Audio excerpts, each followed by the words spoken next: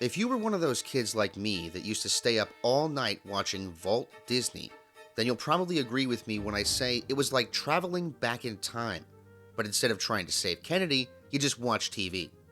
Airing for the first time on September 21st, 1997, Walt Disney would replay classic Disney movies, TV shows, and cartoons. Unfortunately, the vault would close around 5 or 6 a.m., and a separate block of cartoons would start. If it was a Mickey cartoon, I would usually go to bed, but if it was Goofy or Donald, I would stay up.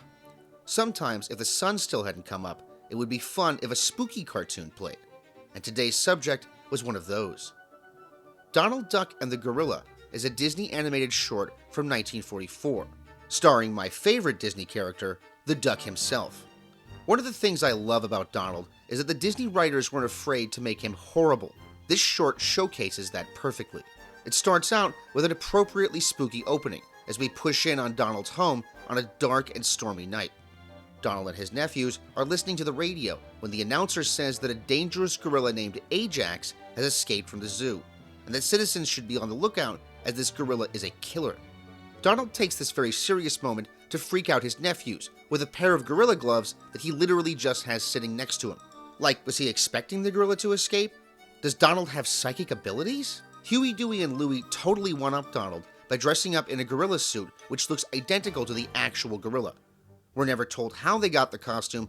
Maybe the gloves Donald had were a part of it, but I really don't think so. I have no idea. But the important thing is, they get revenge on their uncle. Naturally, the actual gorilla shows up soon after, leading to a mix-up where Donald slowly realizes that he's not looking at his nephews in a gorilla costume. The guy on the radio says to look the gorilla straight in the eye, which is actually the opposite of what you should do in this situation, and it does not work out. Donald and his nephews then try to sneak around the house before the gorilla finds Donald and a game of cat and mouse ensues. Finally, the radio announcer says tear gas will work on the gorilla. Oh, well, thanks. We didn't think about that. A tear gas, that's easy. I'm sure I have it lying around here somewhere. What? They have tear gas? Now, obviously, this is like a joke. They just happen to have tear gas.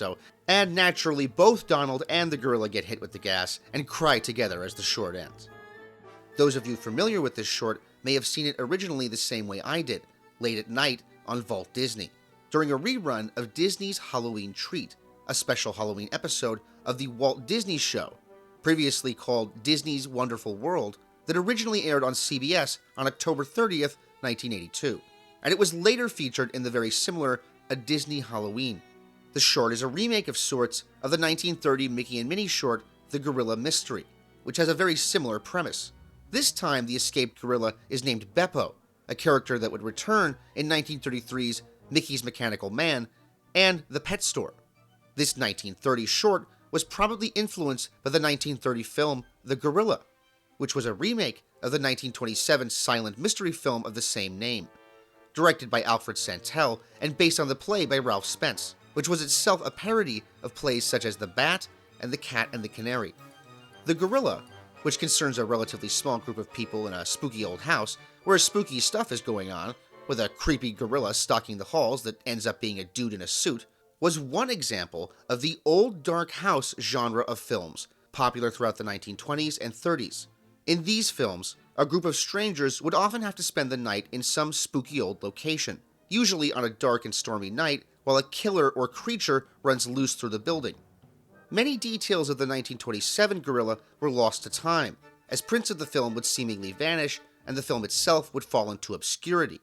Until 2024, that is, when a print was discovered in the collection of the Cineteca di Milano, a private film archive in Milan, Italy, and was screened for the first time in almost 100 years at the 2024 San Francisco Silent Film Festival.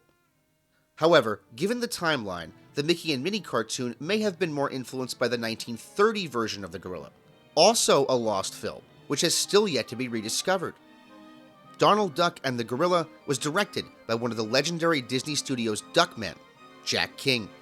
Also working on the story were fellow Duckmen Carl Barks and Jack Hanna, along with Bill Berg, Nick George, Jesse Marsh, Frank Tashlin, Roy Williams, and Bill De La Torre. While the story is reminiscent of Carl Barks' Christmas on Bear Mountain comic, which would be published 3 years later, it's not clear who was really in charge here, and the short feels somewhat directionless and fragmented. Animator Jack Hanna may have seen some untapped potential in the short, as he would later direct 1950's Lyin' Around, which in some ways is a better execution of the same basic idea. The identity of the voice actor playing the voice on the radio has never been revealed, and remains a sort of minor mystery in the history of Disney animation. The character's constant refrain, "That is all, Breckenridge," is a reference to the then CBS radio show Calling All Cars, in which Jesse Rosenquist, an actual Los Angeles police dispatcher, would sign off from his calls with, "That is all, Rosenquist." As much as I love Donald, I have to admit that for me, the Gorilla Mystery is a funnier and even spookier short than the Donald short, but it simply can't match the nostalgia I get from Donald and the Gorilla. Something about it is seared into my brain. I love watching it every Halloween time to get that proper mood going, and I highly recommend it to you if you're looking for a spooky cartoon this Halloween season. Donald Duck and the Gorilla stars James McDonald as Ajax the Gorilla and Clarence Nash as Donald and Huey, Dewey, and Louie. The short was never re-released in theaters, and unfortunately it's not on Disney+, though it is available on the Walt Disney Treasures The Chronological Donald Volume 2 DVD set, and is also included in Mickey's House of Villains on DVD. Disney's Halloween Treat and A Disney Halloween are also not on Disney+.